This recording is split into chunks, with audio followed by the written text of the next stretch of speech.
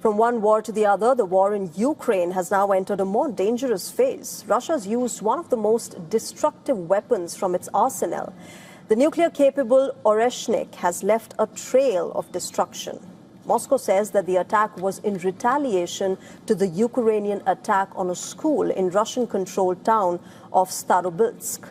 At such a critical moment, the UK and France have rejected the NATO plan to increase military aid to Ukraine. Our next report gets you all the details.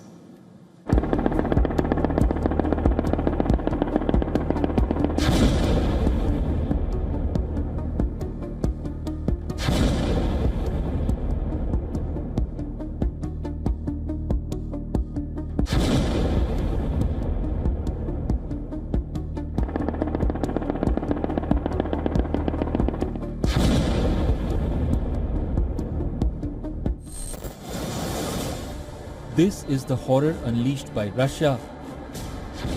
Entire apartments reduced to rubble. Ukraine says overnight on May 24th, Russia launched 90 missiles and 600 drones in an attack that lasted several hours, making the attack one of the largest in the last 1 year. This is not routine escalation. Ukraine struck targets inside Russia. Moscow answered with a barrage that included Oreshnik, a multi-warhead ballistic missile built to pierce defenses.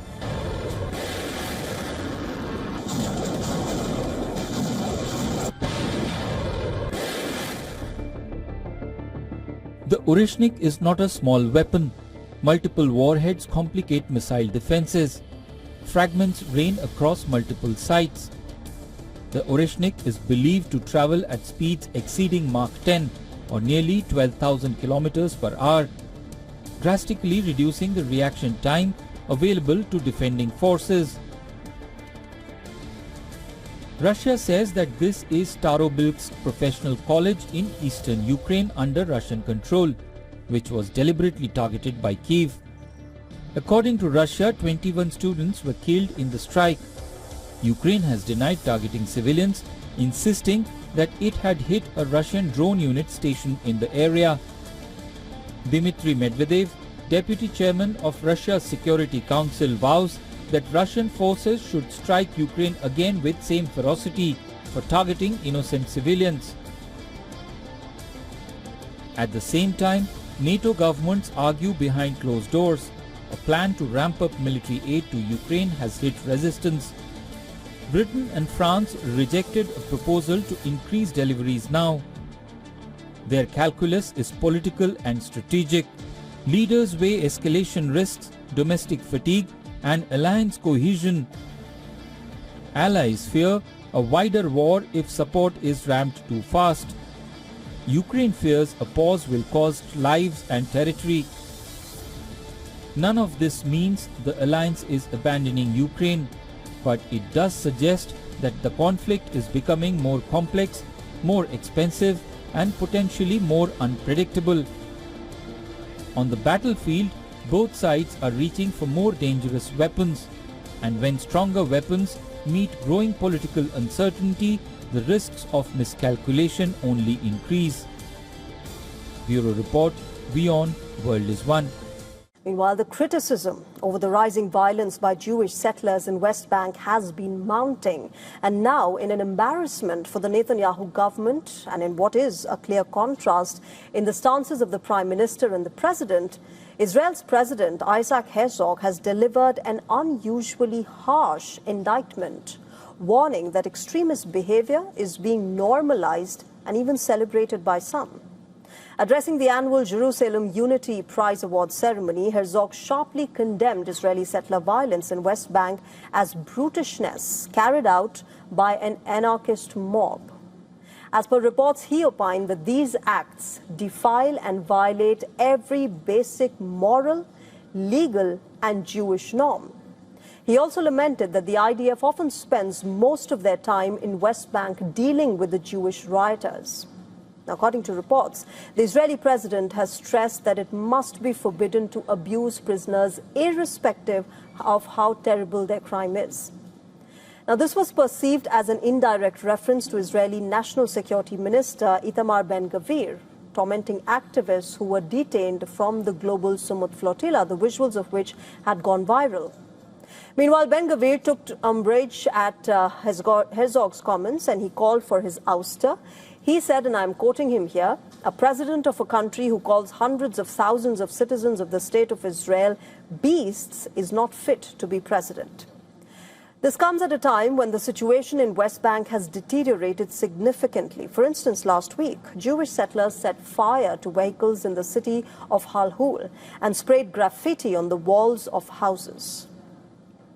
1 week between the 12th and the 18th of May, OCHA documented at least 49 attacks by Israeli settlers that caused casualties or damage, including a rise in arson attacks against homes, farmland, vehicles, and a mosque. As per the United Nations, over 870 attacks by Jewish settlers, that is an average of 6 attacks per day, have been recorded in West Bank since the beginning of this year. At least 49 Palestinians have been killed so far. Overall, 1,095 Palestinians have been killed in West Bank from October 7, 2023 till May 13th of this year. This includes 240 children as well. And this has become an issue on the global stage. Last week, leaders of 6 countries, UK, France, Germany, Italy, Canada, and Australia, as well as New Zealand, condemned the settler violence in West Bank. They urged the Israeli government to end its expansion of settlements in West Bank and ensure accountability for settler violence. In fact, they also opposed members of the Israeli government seeking forcible displacement of Palestinians.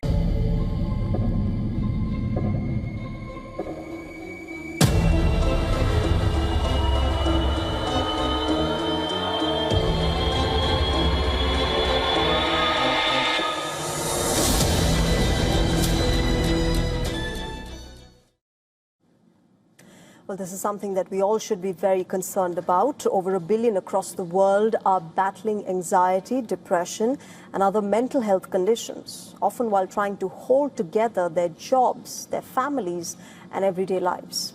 A major international study has now shed light on just how serious the situation has become. The study, published in the medical journal The Lancet, states that nearly 1.2 billion people worldwide were living with mental disorders in 2023. That marks a 95.5% increase since 1990. Researchers found the sharpest rise in anxiety and depression, which also emerged as the most common mental health conditions globally. Anxiety cases surged by 158%, while depression rose by 131% as compared to the 1990 levels. The study examined 12 mental disorders across 204 countries and territories. These included bipolar disorder, schizophrenia, autism spectrum disorder, ADHD, anorexia, bulimia, dysthymia, conduct disorder, and developmental intellectual disability from unknown causes. Researchers warn that the world may now be entering an even more dangerous phase of worsening mental health conditions. The findings also showed clear differences based on age, gender, geography, and socioeconomic conditions. Most disorders were found to be more common among females. However, autism, ADHD, conduct disorders, personality disorders, and unexplained intellectual disability were more common among the males. Researchers say that mental disorders are increasingly becoming one of the leading causes of disability worldwide, especially among women and people between the ages of 15 and 39. Researchers said such peaks in the 15 to 19 age group were traditionally seen in the middle age. The report also highlights the lasting mental health impact of the COVID-19 pandemic. Anxiety levels spiked during the crisis, and they remained high throughout 2023, while depression rates increased and never really returned to the pre-pandemic levels. The research, remember, was based on data from the Global Burden of Diseases, Injuries and Risk Factors. This was a study led by the University of Washington. Experts say several factors are now driving the crisis, including economic stress, conflict, trauma, social isolation, discrimination, food insecurity, and the lack of affordable health care. They also stressed on the importance of our sleep, exercise, social connection, and work-life balance in protecting our mental health.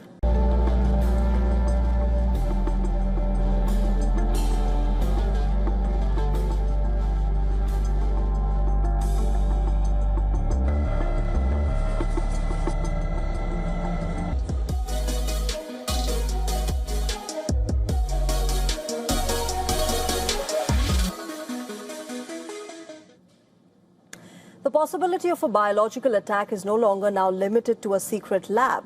A rogue scientist or a terror network with years of training can actually make that happen. Experts now warn that the kind of information once locked inside high-security facilities could be reaching anyone with access to certain AI chatbots. From modifying deadly pathogens to spreading them in crowded public spaces, scientists warn that some AI chatbots are capable of guiding users through the steps of carrying out a biological attack, risking the lives of millions across the globe.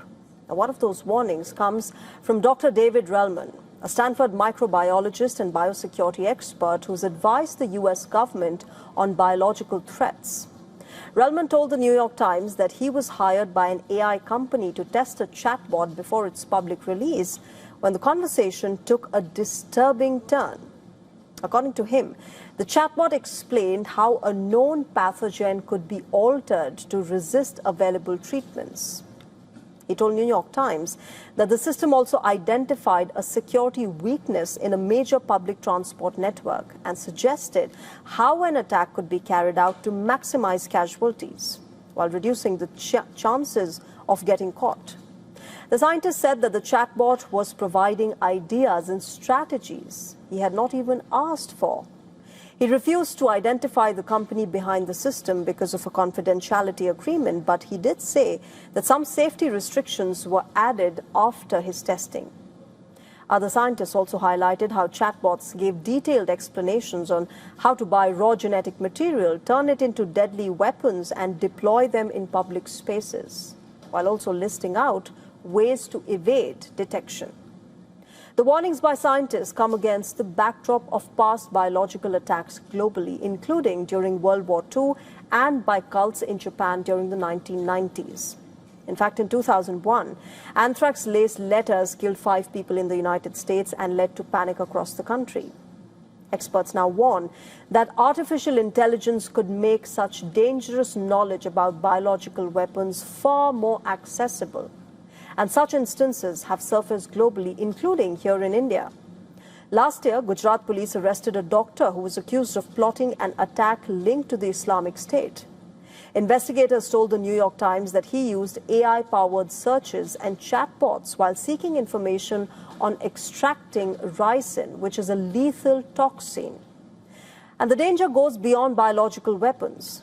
Last year, researchers found that an AI model could provide detailed instructions on how to bomb a sports stadium, including security weak points, explosive recipes, and methods to cover the tracks.